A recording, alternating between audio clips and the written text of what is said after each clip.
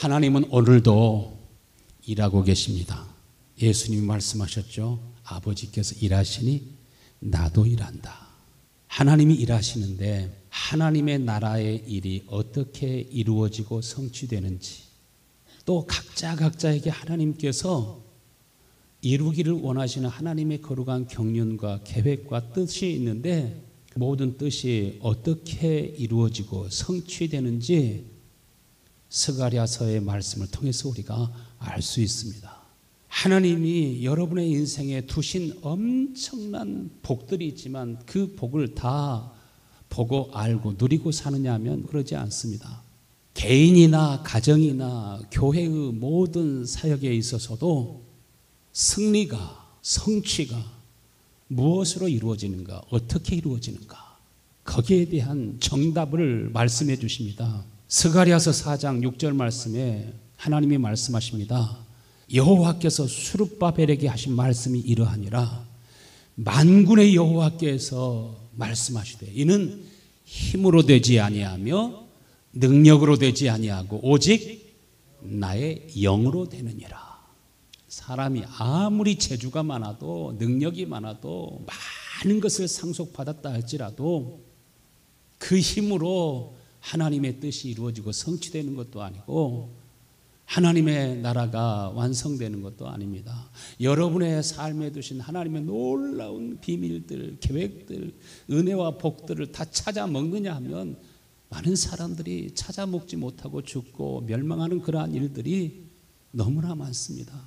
황금으로 만든 7 등대가 있다 할지라도 불을 밝히기 위해서는 기름이 공급되어야 됩니다. 에너지가 공급되어야 됩니다. 기름이 공급되지 않으면 아무리 등이 좋아도 얼굴이 잘생겨서도 키가 크고 미남이고 미녀라 할지라도 다양한 재주와 능력이 많아도 그것으로 안 됩니다. 절대로 안 되도록 되어 있습니다. 나중에 고백할 것은 헛되고 헛된 삶이었구나, 허무한 삶이었구나. 그 삶 속에 공허함이, 혼돈이 가득 차 있습니다. 일본 음악들을 들으면 아주 허무함이 있습니다. 우리 한국 고전 음악들을 보면 한이 들어 있습니다. 강한 세력들에 의해서 짓밟힘을 당하다 보니까 노래에도 문화에도 한이 들어 있습니다. 힘으로 안 되는 겁니다. 능력으로 안 되는 겁니다. 하나님의 성령으로, 하나님의 신으로 되어지는 것입니다. 예수님이 오실 때 슬기로운 5 처녀와 어리석은 5 처녀로 나누었습니다. 슬기로운 5 처녀들의 특징이 무엇입니까? 등만 있는 것이 아니라 등 속에 기름이 있었습니다. 그러므로 빛을 비추며 살 수 있습니다. 너는 세상에 빛이라 하신 것처럼 그는 세상에 어둠을 비추는 빛으로 살아갑니다. 교회만 다니는 것이 아니라, 예수만 믿는 것이 아니라 하나님이 원하시는 빛을, 생명의 빛을 밝히며 살아갑니다. 그러나 어리석은 5 처녀들은 자기 속에 기름이 떨어진 줄도 모릅니다. 자기 힘으로 살아갑니다. 자기 능력으로 살아갑니다. 여기서 기름은 하나님의 영, 하나님의 거룩하신 성령을 가리켜 말씀하십니다. 하나님의 성령이 우리 가운데 임할 때 하나님의 선한 형상이 빛으로 나타나도록 되어 있습니다. 하나님께서는 여호와의 영으로 여러분의 심령을 채우시고 하나님의 기름으로 채우시기를 원하는 것을 믿으시길 바랍니다. 오늘 말씀을 보니까 금빛 찬란한 기름이 2 감람나무로부터 나오게 되고 등에 부어지게 되는 것을 보게 됩니다. 하나님께서는 오늘도 여호와의 영, 어떤 영이라고 그랬습니까? 지혜와 총명의 영이요, 모략과 재능의 영이요, 지식과 여호와를 경외하는 영이 우리에게 임하리니, 하나님의 영이, 지혜와 지식의 영이 우리 가운데 부어질 때, 하나님이 나를 이렇게 사랑하시는구나, 내 삶에 이러한 아름다운 경륜과 계획과 뜻을 가지고 있구나, 하나님이 그 뜻을 이루고 성취하며 살아갈 수 있도록 하나님께서 2 감람나무에서 기름이 계속 생산되고 그 기름이 등을 밝히게 되는 것처럼 어둠과 죽음의 그늘에 앉아있는 백성들에게 예수님이 생명의 빛으로 오시지 않습니까? 생명의 빛을 비춰주시고 흑암의 그늘 지은 땅에 사는 그 백성들이 다 다 되살아날 수 있도록, 거듭 태어날 수 있도록 생명을 주시고 그들에게 예수 안에 있는 거룩한 성령을 보내셔서 나는 세상의 빛이라 말씀하신 예수님께서 너는 세상의 빛이라 말씀하신 것처럼 빛으로 살아갈 수 있도록 오늘 이 시간에도 하나님의 성령의 기름을 여러분에게 부어주시기를 원하시는 것을 믿으시길 바랍니다. 오늘 말씀 보면은 대제사장 여호수아와 총독 스룹바벨에게 하나님의 성령의 기름으로 충만하게 채워주십니다. 두 감람나무처럼 하나님이 성령으로 기름을 부어가지고 완전히 황폐화된 멸망해버린 예루살렘을 다시 중건하게 하시고 그들 앞에 많은 장애물이 있습니다. 원수들이 있습니다. 문제가 있습니다. 답답한 일이 있습니다. 사방으로 대적하는 사람들이 많지만 스가랴서 4장 7절 말씀에 큰 산아 내가 무엇이냐 내가 스룹바벨 앞에서 평지가 되리라.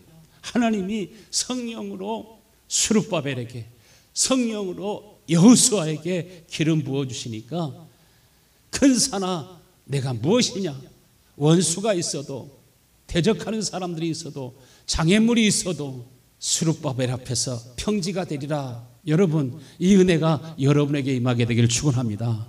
그러면 여러분이 문제라고 생각하던 것이 문제가 되지 않습니다. 문제들이 다 풀리게 되고 러시아하고 우크라이나하고 전쟁을 하는데 높은 지역을 누가 장악해요? 큰 산 위에 러시아가 딱 진을 치고 있습니다. 본래 우크라이나가 진치고 있던 자리인데 밀어내고 그 자리를 차지하고 있습니다. 높은 고지를 점령하기 위해서는 1000명이 지키고 있으면 10,000명이 공격을 해야 아주 3배, 4배 더 많은 화력을 집중해야 그 고지를 탈환할 수 있는 거 아니겠습니까? 우리 주변에 얼마나 우리 앞을 가로막고 있는 고지들이 많은지 모릅니다. 여러분에게는 원수가 있는 것을 믿으시길 바랍니다. 여러분을 우겨싸고 여러분을 죽이고 멸망시키려고 하는 어둠의 세력들이 있습니다. 여러분만 아니라 여러분 자녀에게도 마찬가지입니다. 그러나 큰 산아 내가 무엇이냐 내가 스룹바벨 앞에서 평지가 되리라. 하나님이 스룹바벨에게 지혜와 계시의 영을 부어주시고 지혜와 총명의 영을 부어주시고 머리학과 재능의 영을 부어주시고 지식과 여호와를 경외하는 하나님의 영을 부어주시니까 우리가 외치기를 은총이 그에게 있을지어다. 하나님의 은총이 계속 스룹바벨에게 함께하고 그를 통해서 이스라엘에게 임하는 것을 보게 됩니다.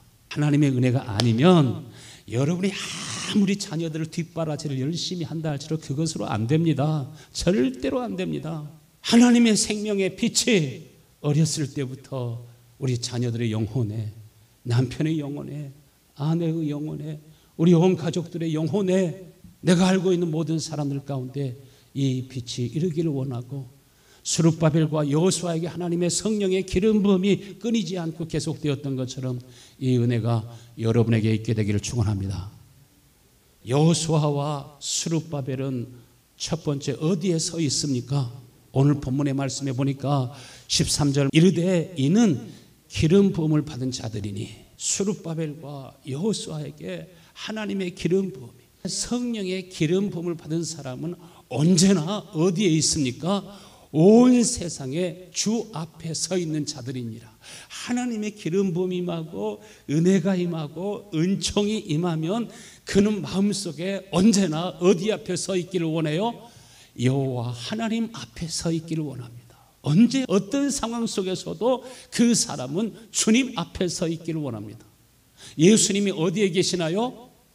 하나님 보좌 우편에 주님이 가장 가까운 곳에 있는 것처럼 24장로들이 가장 가까운 하나님의 보좌 앞에 서 있는 것처럼 우리 인간은 본래 하나님 앞에서 살도록 지어졌습니다. 여러분이 회장님이 되고 사장님이 되고 부자가 되고 유명 인사가 된다 할지라도 여러분이 하나님 앞에 서 있는 사람이 아니면 지나가도록 되어 있습니다.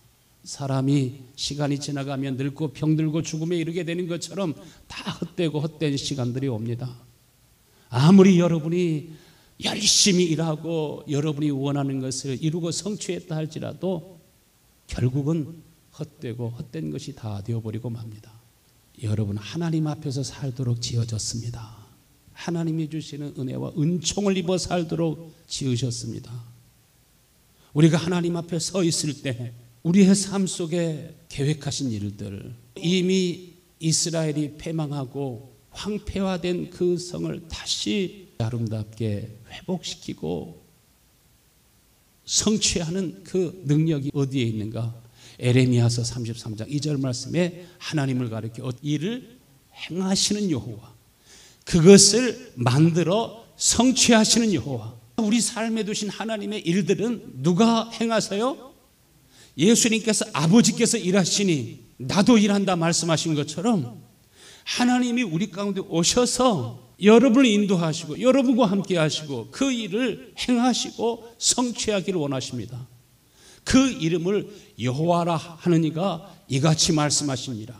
이 하나님의 비밀을 안 사람들은 에레미야서 33장 3절 말씀에 너는 내게 부르짖어라 내가 너에게 응답하겠고 내가 알지 못하는 크고 비밀한 일들을 너에게 보이리라. 너는 내게 부르짖어라. 예수님도 아버지 앞에 부르짖잖아요. 마지막 밤에는 땀방울이 흐르는 핏방울이 되도록 부르짖잖아요. 오늘날 성도들의 특징은 무엇입니까? 기도하지 않습니다. 부르짖지 않습니다. 하나님께서 생명의 근원이심을, 모든 일을 행하시고 성취하시는 분이 하나님이심을 그들이 인정하지 않습니다. 종교개혁자들의 신앙 고백이 무엇이에요? 코람데오. 코람 앞에서, 어디 앞에서? 데오, 하나님 앞에서. 하나님 앞에 서 있는 사람들, 하나님 앞에 서 있기를 원하면 하나님은 오늘도 말씀하신 하나님이신 것을 믿으시길 바랍니다. 우리 가운데 여호수아와 스룹바벨에게 하나님의 성령으로 기름 부어주신 것처럼 하나님이 그에게 성령으로 기름 부어주시면 마음속에 하나님을 공경하는 마음이 생기고 부모를 공경하는 마음이 생기고 이웃을 사랑하는 마음이 생기고 자신의 생에 감추어진 하나님의 계획과 뜻을 알게 되고 자신의 몸을 하나님 앞에 드리게 됩니다. 너는 내게 부르짖어라. 하나님 앞에 기도하는 사람이 됩니다. 부르짖는 사람이 됩니다. 코람데오, 하나님 앞에 서 있는 사람이라고 하는 의미는 하나님이 나에게 무슨 말씀을 하시든지 그 말씀에 순종하는 사람.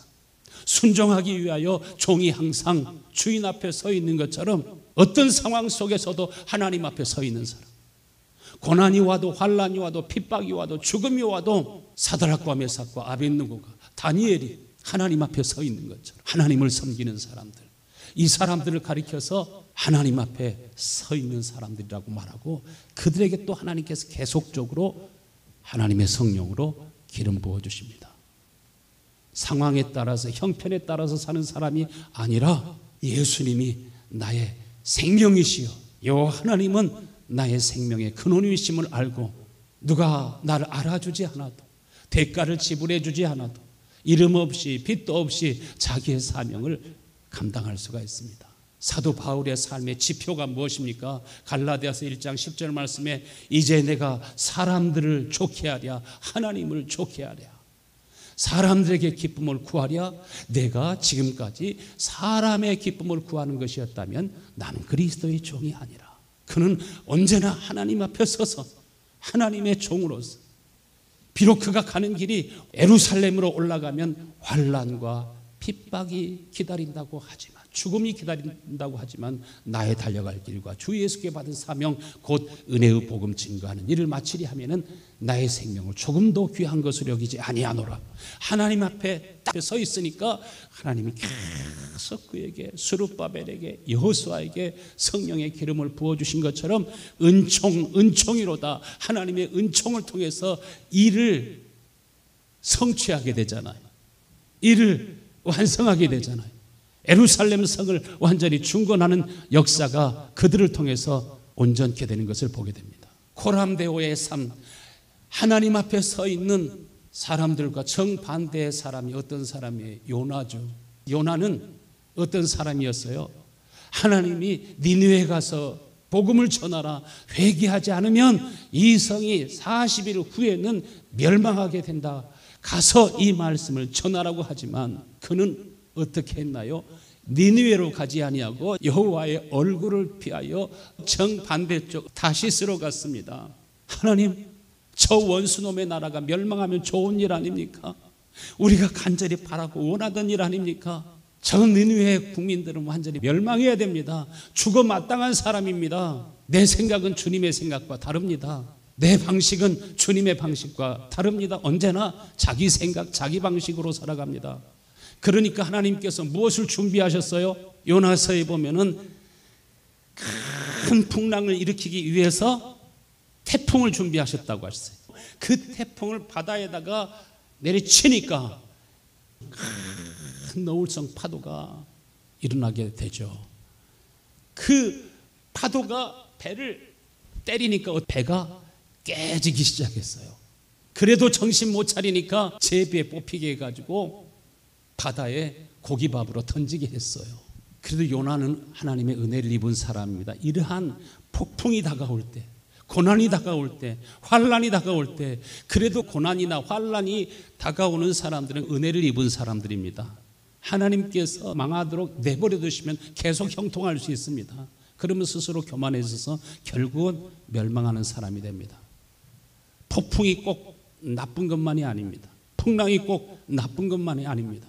태풍으로 인해서 텍사스에서 여러 사람들이 죽고 재산 피해도 있었지만은 그 태풍을 통해서 깊은 바다를 확 뒤집어 엎어가지고서 바다 깊은 곳까지 산소가 들어갈 수 있도록, 바다 그 깊은 곳까지 썩지 않도록, 그래서 생명으로 풍성해질 수 있도록, 플랑크톤으로 풍성해져서 해양의 모든 생태계가 다 살 수 있도록 엄청난 일들이 일어나지 않습니까? 하나님께서 때로는 여러분의 삶에 폭풍우를 일으키는 것은 여러분의 영혼을 살리시기 위해서 그렇게 하는 것입니다. 인생의 환난과 큰 풍랑이 있을 때, 아, 나의 삶의 주관자는 하나님이시구나. 내가 원하는 것 이것만 해결되면 평안할 줄 알았지만, 그러나 사자가 쫓아오니까 도망갔는데 누구를 만났다고요? 곰을 만났어요. 그러면 날 살려라. 곰을 피해서 집 안으로 쏙 들어가서 이제는 살았다 했는데 누구를 만났어요? 독사가 손을 팍 깨무는 것처럼 하나님이 우리를 보호해 주지 아니하시면, 우리를 지켜주지 아니하시면 절대로 여러분이 스스로 행복한 삶을 살 수도 없고 스스로 잘 될 수도 없습니다. 다윗이 시편 119편에 보면은 깨닫습니다. 고난 당하기 전에는 내가 그릇 행하였더니 이제는 주의 말씀을 듣습니다. 이제는 주의 말씀을 지키나이다. 고난 당하는 것이 내게 유익이라 이로 인하여 내가 주의 율례를 배우게 되었나이다. 고난 당하기 전에는, 환난 당하기 전에는 내가 그릇 행하였지만 고난이 오고 환난이 오고 원수가 나를 죽이려고 할 때, 그때 더욱 누구를 의지합니까? 주님을 의지하고 주님 앞에 서 있을 때 하나님께서 보호를 해 주실 뿐만 아니라 성령으로 기름을 부어주셔서 그의 잔이 넘쳐나게 하십니다. 다윗은 이스라엘을 구원한 충신 아닙니까? 대장군입니다. 그런데 사울 왕은 나라 일을 돌보는 것보다 다윗이 사람들로부터 사랑과 칭송을 받으니까 하나님이 쓰시려고 작정한 것 같으니까 다윗이 미워졌어요. 시기와 질투심이 생겨 자기 군사들을 동원해가지고 기회만 있으면 다윗을 죽이려고 했습니다. 군대까지 동원했어요. 그런데 다윗은 어떻게 하나요? 사울을 죽일 수 있는 상황이 생겼는데 사울이 왕이라도 피곤하니까 굴 속에 들어와 가지고서 잠을 자고 있는데, 그 굴은 누가 숨어 있는 굴이었어요? 다윗이 숨어 있는 굴이었어요. 그 원수를 죽이고 보복할 수 있는데 칼로 살짝 옷자락만 잘라가지고 멀리서 사울 왕에게 말하지 않아요. 당신이 나를 죽이려고 했지만, 내가 당신을 죽일 수 있지만 당신은 하나님께서 기름 부으신 자이기 때문에 내가 여기 있습니다. 사무엘상 24장 18절에 보면은 사울 왕이 감동을 합니다. 여호와께서 나를 너의 손에 넘겼지만, 원수를 갚을 수 있는 기회를 너에게 주었지만은 네가 나를 평안히 가게 했구나. 네가 나를 죽이지 않고 네가 나를 살려두었구나. 내가 오늘 내게 행한 일로 말미암아 여호와께서 너에게 선을 베푸시기를 원하노라. 사울은 다윗이 왕이 될 것을 알았습니다. 그것이 하나님의 뜻임을 알고 사울은 다윗에게 자기와 자기 후손들을 멸하지 말 것을 부탁합니다. 여러분이 알아야 될 것은 여러분이 하나님의 성령에 붙잡혀 살지 않으면, 하나님의 기름 부음이 없으면 여러분이 원하지 않아도 악령의 지배를 받습니다. 사울 왕이 어둠의 영이, 악의 영이 그 마음을 지배한 것처럼, 악신에 사로잡혀서 근심과 걱정과 번민과 허무에 사로잡힌 것처럼, 하나님이 함께 하신 공허와 허무와 원한과 미움과 이런 것에 사로잡히지 않습니다. 시편 37편 7절의 말씀에 여호와 앞에 잠잠하고 참아 기다리라. 자기 길이 형통하며 악한 꾀를 이루며 사는 자 때문에 불평하지 말지어다. 원망하지 말지어다. 이를 갈지 말지어다. 누구 앞에 참고 기다리라고요? 여호와 앞에 잠잠하고 참고 기다리라. 하나님 앞에서 시간을 가지려고 힘쓰기를 바랍니다. 시간을 내세요. 금요 기도회가 있는 것도 얼마나 유익하고 좋은 일인지 모릅니다. 나는 스스로 결심했습니다. 금요일 날은 무조건 하루 종일 기도하는 날이다. 예수님의 고난을 생각하면서 더 깊이 기도하자. 더 간절히 기도하자. 더 깊이, 더 깊이. 다윗은 여호와의 산에 오를 자가 누구냐? 하나님 앞에 서 있는 자가 누구냐? 그의 거룩한 곳에 설 자가 누구인가? 하나님 앞에 단독자로 서 있을 자가 누구인가? 스스로 말하고 스스로에게 질문합니다. 그는 하나님과 함께 동행하면서 깨달았습니다. 시편 24편 4절 말씀에 곧 손이 깨끗하여 마음이 청결하며 원수라 할지라도 자기 손에 피를 흘리면서 보복하지 아니하고 손이 깨끗하며 마음이 청결하며 뜻을 허탄한 데 두지 아니하며 거짓 맹세하지 아니하는 자로다. 5절 말씀에 그는 여호와께 복을 받고 구원의 하나님께 의를 얻으리니 여호와를 찾는 족속이요 야곱의 하나님의 얼굴을 구하는 자로다. 하나님의 얼굴을 구하고 하나님 앞에 서 있기를 간구하실 수 있게 되길 바랍니다. 그러면 두 감람나무에서 계속 기름이 생산되는 것처럼 하나님 앞에 서 있는 자가 되면 계속 하나님께서 은총이로다. 하나님의 은혜가 여러분에게 임하는 것을 믿으시길 바랍니다. 그래서 아모스에도 너는 나를 찾으라. 그러면 네가 살리라. 야고보서 4장에 하나님을 가까이 하라. 그리하면 너희를 가까이 하시리라. 그러므로 우리는 긍휼하심을 받고 때를 따라 돕는 은혜를 얻기 위하여 은혜의 보좌 앞에 담대히 나아갈지어다. 대제사장이 가장 큰 은혜를 입은 것이 무엇입니까? 그는 하나님 앞에 시은좌 앞에 은혜의 보좌 앞에 서서 제사를 드리고 기도하고 예배하고, 그러므로 하나님께서 그 자리에서 대제사장 여호수아에게 성령으로 기름 부어주시고 그가 사역을 감당할 수 있도록 은혜를 주신 것처럼 여러분은 하나님의 은혜의 보좌 앞에 돕는 은혜를 얻기 위해서 은혜의 보좌 앞에 시은좌 앞에 서 있는 복된 여러분이 될 수 있게 되길 축원합니다. 그러면 하나님의 임재가 그곳에 함께합니다. 예배하는 자리, 하나님의 보좌 앞에 말씀을 선포할 때 여러분은 깨어있게 되기를 바랍니다. 신효철 장로님이라고 하시는 분이 있습니다. 탄자촌에서 살아가는 때 집이 너무 가난합니다. 5살 된 누나가 엄마 배고파 하는데도 자신이 태어나 엄마가 젖을 주고 있기 때문에 음식을 꺼내려고 하다가 팔팔 끓는 솥에 빠집니다. 급히 병원에 입원시켰지만은 사흘도 안 돼서 죽습니다. 제가 어렸을 적부터 어린이 전도협회 교사였으니까 말씀을 전하다 보면은 이런 어린이에게도 성령이 임해요. 누나가 죽어가면서 엄마 예수님 안 믿으면 벌 받아, 예수님 안 믿으면 지옥 가. 딸이 죽어가면서 하는 그 말이 하나님의 음성으로 엄마에게 들립니다. 불신 가정에 시집 와가지고 남편이 우상을 숭배하고 핍박을 하니까 교회를 안 다니고 그러다 보니까 마음이 굳어졌습니다. 그때부터 마음속에 애통하고 회개하면서 기도하기를 시작했습니다. 기도하면 기도한 것이 이루어지고 말씀을 듣고 변화되고 성령의 감동대로 전도하고 구제하고 교회 건축을 하고 어머니는 선한 일에 부여했습니다. 어머니가 마지막 남긴 말이 내가 어느 곳에 있든지 어디에서 살게 되든지 하나님이 필요한 사람이 되어라. 하나님이 너를 귀하게 쓰실 거야. 그런데 네가 첫 번째 하나님을 잘 섬겨야 돼. 그리고 이웃과 교회를 잘 섬겨야 돼. 꼭 교회에서 필요한 충성스러운 하나님의 사람이 되어야 돼. 그리고 아직 구멍가게도 시작하지 않았는데 너하고 함께 일하는 모든 직원들을 배려하고 가족처럼 살피는 오너가 되어라. 그러면 분명히 하나님이 너를 귀하게 쓰실 거야. 어머니는 49세에 돌아가시고 얼마 가지 않아 아버지도 췌장암으로 돌아가시게 됩니다. 그리고 20대에 어달이라고 하는 횟집을 개업했는데 이상하게 횟집이 잘 되는 겁니다. 처음에 26억 매출을 올리고 30살에는 100억 매출이 올라갑니다.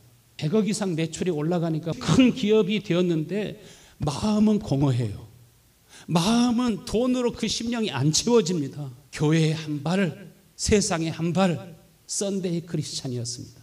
마음이 채워지지 않습니다. 인간은 그것으로 채워지도록 되어 있지 않습니다. 맨 뒤에 항상 앉아서 예배하던 신효철 씨가 어머니가 늘 앉아서 예배하던 그 자리에 앉아서 예배하고 싶은 마음이 생겨서 앞자리로 가가지고 거기 앉아있는데 이상하게 어머니의 온기가 느껴지고 어머니의 음성이 아닌 성령의 음성이, 하나님의 음성이 자기 마음속에 들렸습니다. 아들아, 내가 너를 사랑한다.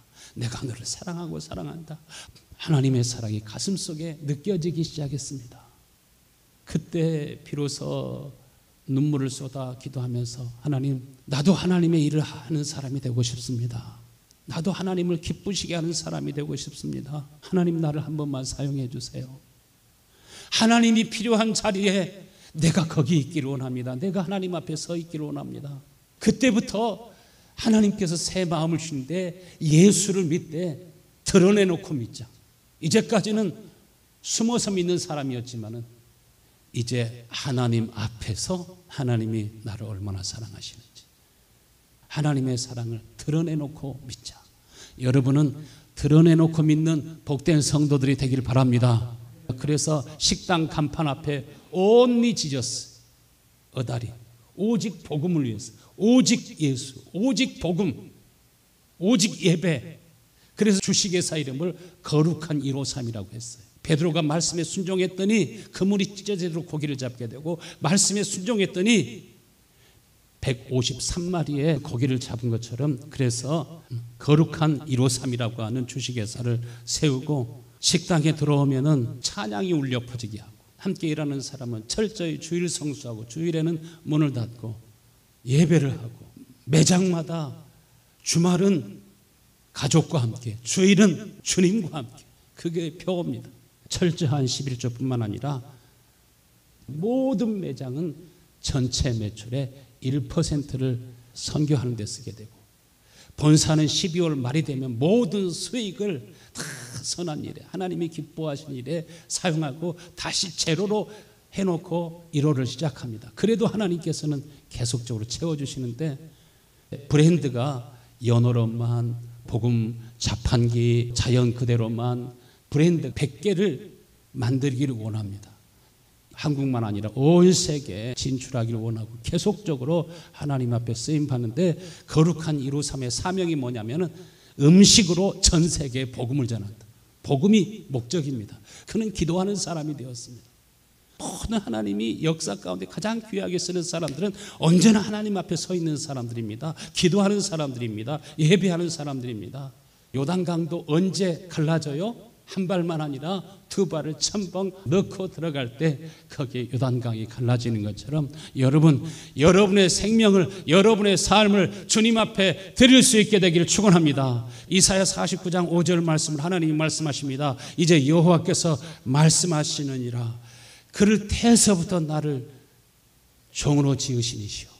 하나님이 나를 모태에서부터 태중에 잉태하기도 전에 하나님이 나를 택정하시고 나를 하나님 앞에 서 있는 사람으로 지으셨구나. 그러므로 내가 여호와 보시기에 영화롭게 되었습니다. 단순히 육신적으로 회장이 되고 큰 부자가 되고 한 것이 아니라 하나님이 그의 영혼을 영화롭게 하시고 나의 하나님은 나의 힘이 되셨도다 한 것처럼 진짜 하나님이 나의 힘이 되시고 하나님이 나의 능력이 되시고 하나님이 나의 보호자가 되시고 여러분에게 하나님의 신을 한량없이 부어주시고 우리가 주님과 함께 살아가면 여호수아처럼 스룹바벨처럼 우리도 하나님의 선한 형상을 드러내고 어둠을 비추는 빛으로 이 땅에 살아가게 될 줄로 믿습니다.